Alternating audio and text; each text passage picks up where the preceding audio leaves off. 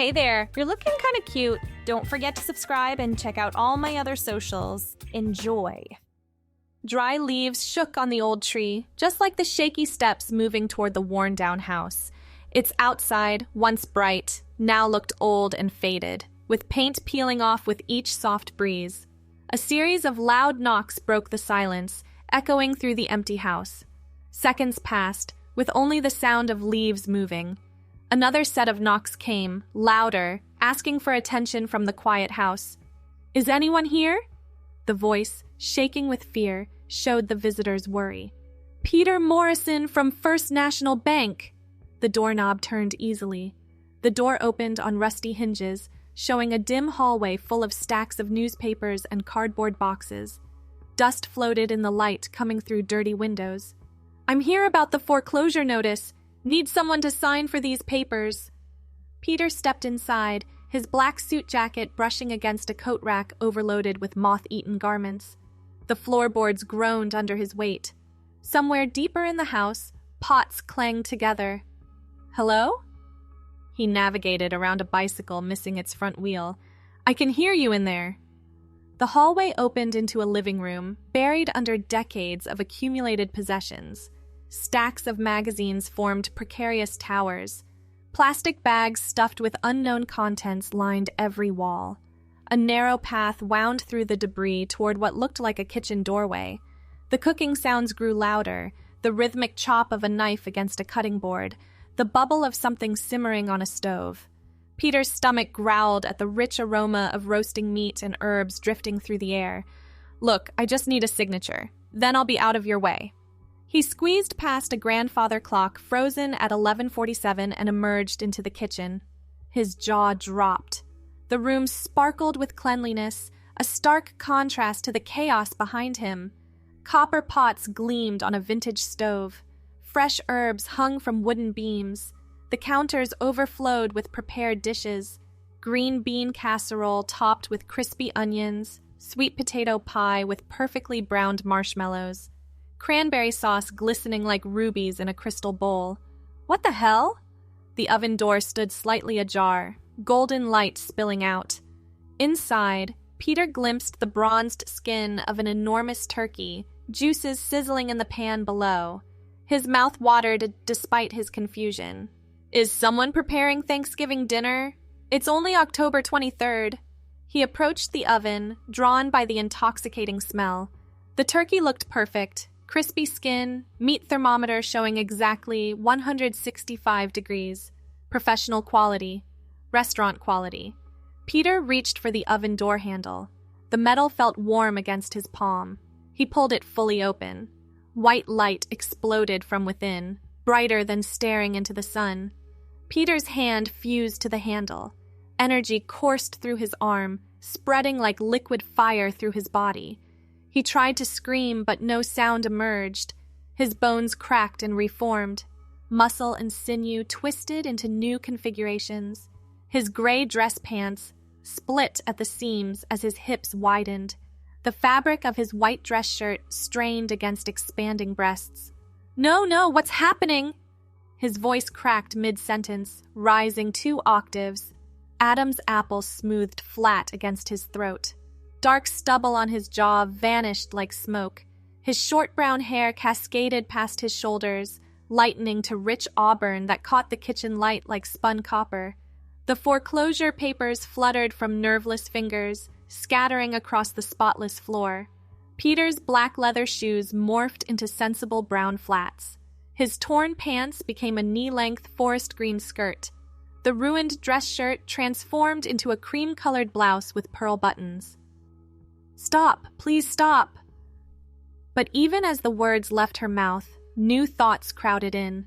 Memories of preparing each dish, the precise amount of sage in the stuffing, how long to let the pie crust rest before rolling. She blinked, long lashes fluttering. When had she started cooking? This morning? Last night? The timeline blurred like watercolors in rain. "The turkey needs basting." The words came automatically. She grabbed a baster from the counter, hands moving with practiced efficiency. Every 30 minutes or the breast meat dries out. Part of her mind screamed in protest. She'd been Peter Morrison, loan officer, here to deliver foreclosure papers. But that felt distant now, like remembering a movie watched years ago. She squeezed golden drippings over the turkey's crackling skin. Her name was Petra, had always been Petra. She lived in this house, had lived here for… how long? The questions slipped away like melting ice. Carrots need checking. She closed the oven door and moved to the stove. Steam rose from a pot of orange rounds swimming in butter and brown sugar. Perfect. She gave them a quick stir with a wooden spoon. The kitchen timer dinged. Time to start the rolls. She pulled a bowl of risen dough from beside the warm stove, punching it down with satisfaction. Her hands worked automatically. Divide, shape, place on the baking sheet. Muscle memory guided every movement. But whose muscles? Whose memories? She paused, flour dusting her fingers. Something felt wrong. The green skirt swished around her legs as she turned, scanning the familiar kitchen. Everything in its place, all the dishes progressing on schedule. So why did her chest feel tight with panic? Because you're not supposed to be here. She said it aloud, testing the words. They rang false and true simultaneously. The front door slammed, footsteps in the hallway, multiple sets. "Petra, we're here!" A woman's voice, warm and familiar. "In the kitchen!" The response came before she could stop it. 3 people emerged from the cluttered hallway, a middle-aged couple and a 20-something man with glasses. She knew them. Dorothy and Richard Henderson and their son Michael. Her family. Her adopted family? The distinction blurred. "Smells amazing in here!" Dorothy wrapped her in a hug, gray hair tickling Petra's cheek. "You've outdone yourself again." "The turkey's almost ready. Maybe another 40 minutes. "Perfect. Richard, help me clear the dining room table. Michael, you assist Petra." They dispersed with easy familiarity. Michael grabbed an apron from a hook, tying it around his blue flannel shirt. "What needs doing?" "Mash the potatoes? They're drained in the colander." He added butter and cream without asking measurements.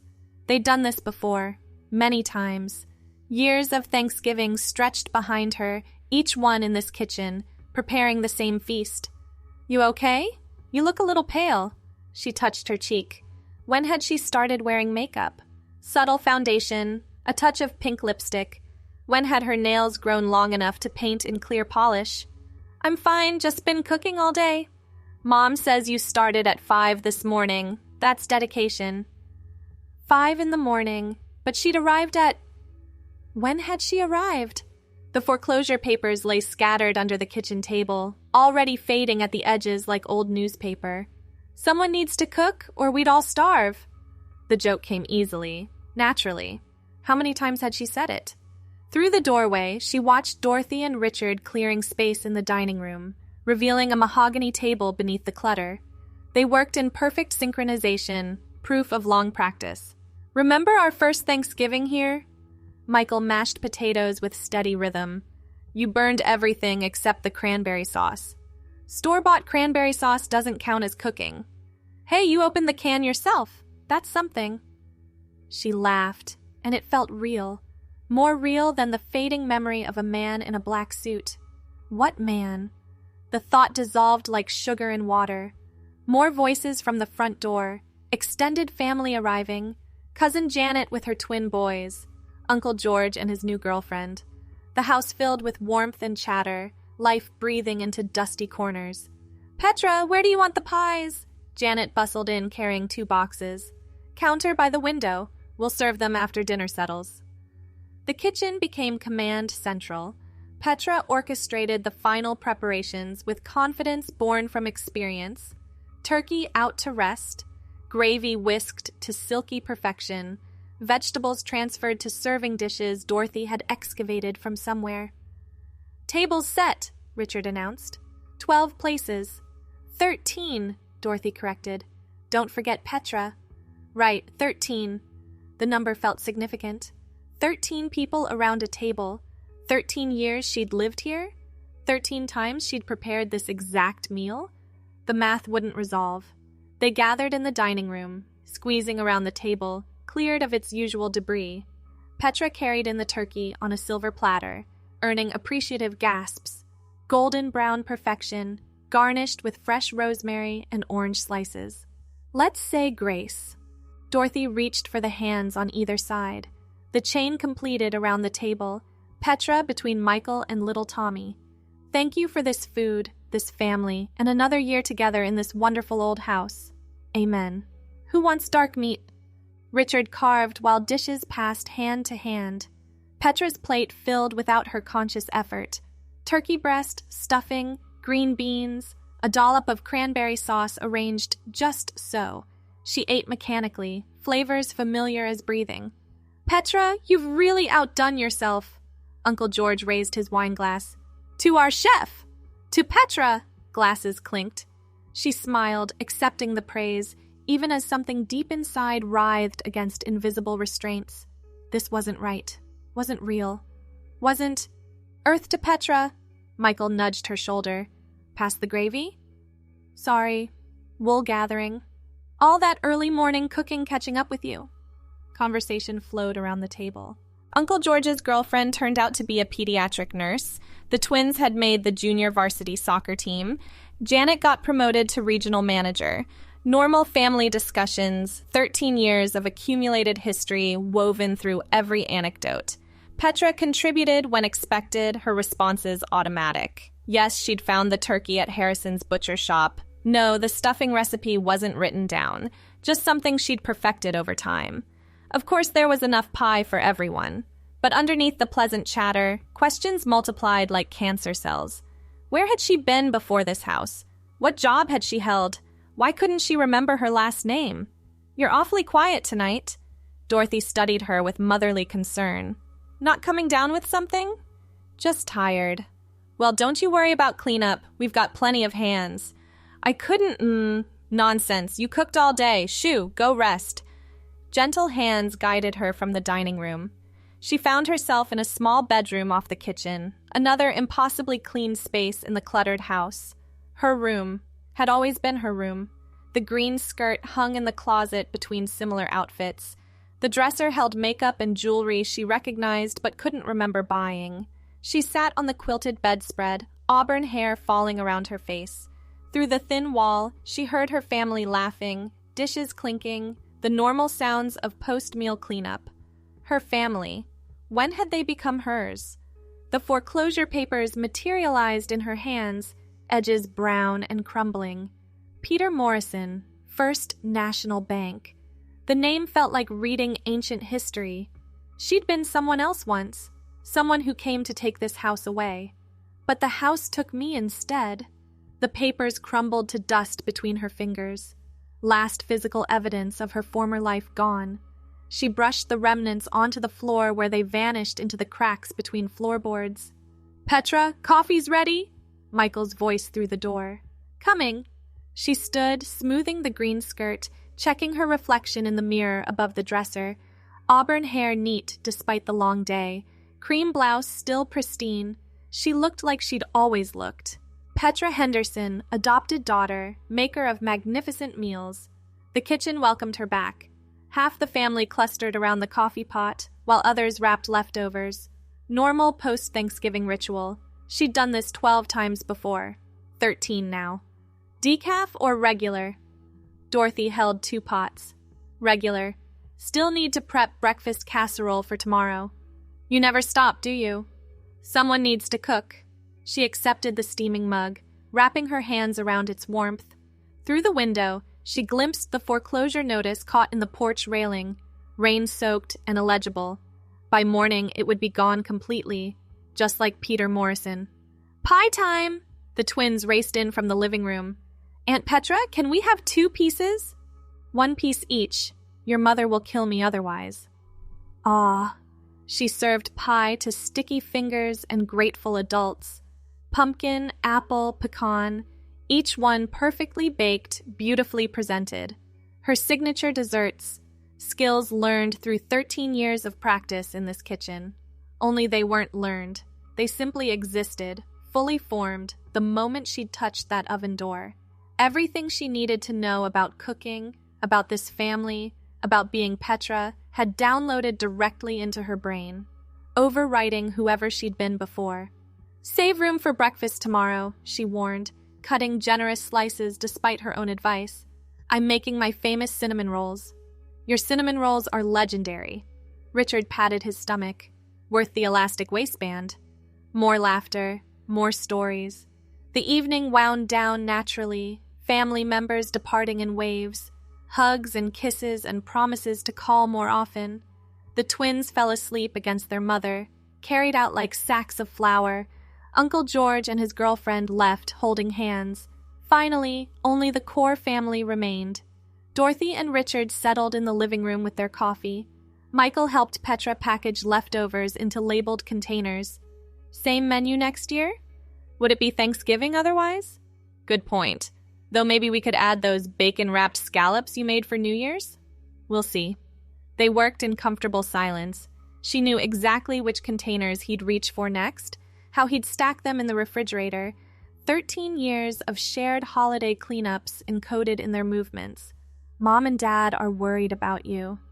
Oh? You seem distant lately, distracted. Just busy with meal planning? It's more than that. He sealed the last container of stuffing. Sometimes you look around like you don't recognize the place.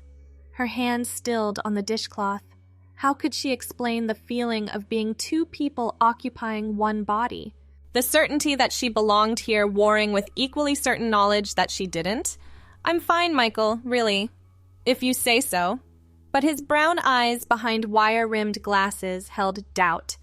"Just remember, we're here if you need anything." "I know." He squeezed her shoulder before heading to the living room. She finished wiping down the counters, movements automatic, everything back in its designated place. Kitchen restored to pristine condition, ready for tomorrow's cooking. She hung the dish towel on its hook and noticed her hands. Slender fingers, neat nails, a thin scar across the left palm from that mishap with the mandolin slicer 5 years ago. Her hands, with their complete history of cuts and burns and culinary triumphs. Peter Morrison had possessed different hands, broader, with a gold college ring. She remembered them holding foreclosure papers, reaching for an oven door, then nothing. "Petra?" Dorothy appeared in the doorway. "We're heading to bed, you should too." "Soon. Just want to get the breakfast casserole assembled." "It can wait until morning." "You know me, can't sleep with tasks undone." Dorothy crossed the kitchen and pulled her into a warm embrace. She smelled like lavender soap and coffee. "What would we do without you?" "Starve, probably." "Almost certainly." Dorothy pulled back, studying her face. "You know we love you, right? Not just for your cooking. You saved this house, saved us. You saved me too." "Then we're even." Another squeeze. "Don't stay up too late." Footsteps retreated upstairs. Old pipes groaned as they prepared for bed. The house settled into nighttime quiet, broken only by the refrigerator's hum and wind rattling windows. Petra assembled the breakfast casserole by feel, layers of bread, sausage, cheese, beaten eggs poured over top. Cover with foil, refrigerate overnight, bake in the morning. Simple. Automatic. She'd made it dozens of times, except she hadn't. Someone else had made it, someone who'd lived in this body before her. The real Petra? The thought made her head spin. If she wasn't the original Petra, what happened to that woman? Where did she go when Peter Morrison became her? Or maybe there'd never been an original Petra. Maybe the house created her from nothing, a perfect daughter figure to fill this family's need. A ghost given flesh, sustained by their faith in her existence. The oven light caught her eye, still on from dinner, casting golden warmth through the door window. She approached slowly, remembering another approach hours, years ago. Her hand hovered over the handle. "What are you?" The oven didn't answer. Just a normal appliance in a normal kitchen. Nothing supernatural about its stainless steel surface or electronic controls. Yet she knew touching it again would seal her transformation permanently. Burn away the last wisps of Peter Morrison like fog in sunlight. Her fingers brushed the handle. Warm, but not burning. She could open it, look inside. Maybe find answers, or maybe find nothing but empty racks and heating elements. "Petra?" Michael stood in the doorway, pajama-clad and yawning. Thought I heard you talking to someone. Just thinking out loud. She pulled her hand back. Couldn't sleep? Thirsty, too much gravy. She poured him water from the filter pitcher. He drank gratefully, Adam's apple bobbing. Had Peter Morrison possessed an Adam's apple? The detail escaped her, like trying to hold smoke. Hey, remember that time you tried to deep fry a turkey? Nearly burned down the house. Dad with the fire extinguisher, Mom screaming, you standing there covered in foam, insisting the turkey was still edible. We ordered Chinese that year. Best Thanksgiving Chinese food ever. He rinsed his glass, placed it in the dishwasher. Thanks for keeping the traditions alive. This house wouldn't be home without your holiday meals. My pleasure. Night, sis. Night, sister. The word fit perfectly. A key sliding into a well-oiled lock. She'd been his sister for 13 years. Would be his sister for 13 more, and 13 after that. Forever Petra, forever cooking, forever holding this family together with casseroles and unconditional love. The house creaked around her, settling deeper into its foundation. Through the window, she glimpsed the for sale sign in the overgrown yard, barely visible in moonlight. By morning, it would be gone, removed by the same force that transformed foreclosure agents into family members. She turned off the kitchen light and padded to her small bedroom. The green skirt whispered across the floor. Tomorrow she'd wear the navy blue one with the white blouse with tiny flowers. She knew this without checking the closet. Knew which earrings matched, which shoes to choose. Her auburn hair spread across the pillow like spilled wine. In the darkness, she could almost remember being someone else. A man with a mortgage to collect and a life somewhere beyond this house. But the memory faded with each breath, replaced by recipes and family birthdays and the proper temperature for roasting root vegetables. Sleep came eventually, bringing dreams of endless kitchens and eternal meals. She stood before 1,000 ovens, each one opening to reveal another version of herself. Petra the baker, Petra the hostess, Petra the keeper of culinary traditions, all of them smiling, all of them content in their purpose. Morning arrived with Dorothy's gentle knock. Breakfast in 30 minutes? I'll preheat the oven. She rose, dressed in the navy skirt and flowered blouse, brushed her auburn hair into a neat ponytail. Her reflection showed a woman who'd lived here forever, aged appropriately into her role. No trace remained of the man who'd climbed these porch steps one October morning. The kitchen welcomed her like an old friend. She removed the breakfast casserole from the refrigerator, set the oven to 350 degrees. Coffee started perking. Cinnamon rolls rose under a clean towel, another meal taking shape under her practiced hands. Smells like heaven. Richard appeared, newspaper under his arm. How do you do it? Magic. The best kind. She cracked eggs for those who wanted them fresh. Michael preferred scrambled. Dorothy liked over-easy. Richard wanted an omelet with everything. She juggled their preferences effortlessly, plating each dish with garnishes of fresh herbs from the windowsill garden. We should have people over more often, Dorothy suggested between bites of casserole. Shame to waste Petra's talents on just us. Christmas is coming. We could host the extended family again. I'll need a bigger turkey, maybe 2. Whatever you need, dear. Make a list. They discussed holiday plans while she mentally cataloged required ingredients, her domain expanding from Thanksgiving to encompass all celebrations. Easter ham, 4th of July barbecue, birthday cakes for everyone, a calendar of meals stretching into infinity. After breakfast, the men tackled yard work while Dorothy organized another room. Petra cleaned the kitchen and started soup from the turkey carcass. Bone broth simmering for hours. Foundation of future meals. Nothing wasted in her kitchen. She found herself humming while she worked. Some old tune absorbed through years of radio playing. Happy in her purpose, content in her role. The questions from last night seemed silly now. Of course she belonged here. Where else would she be? The foreclosure papers were gone from the yard, blown away or dissolved by rain. The for sale sign had vanished too, leaving only holes where posts had been. Soon grass would grow over those spots, erasing the last evidence of the house's financial troubles. Because how could a house with Petra cooking in its kitchen ever be foreclosed upon? The very idea felt impossible, like suggesting the sun might forget to rise. She was essential to this place, woven into its foundations like rebar in concrete. "Petra, phone," Michael called from the living room. "Who is it?"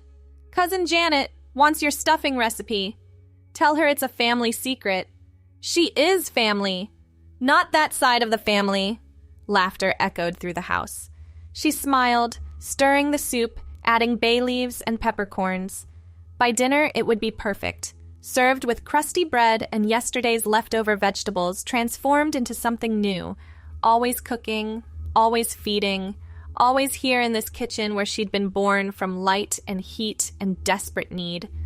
Petra Henderson, keeper of traditions, maker of meals, the woman who saved a house by becoming its heart. The oven hummed beside her, patient and waiting. She patted its door fondly, no longer afraid of its power. They were partners now, creating miracles from flour and butter and love.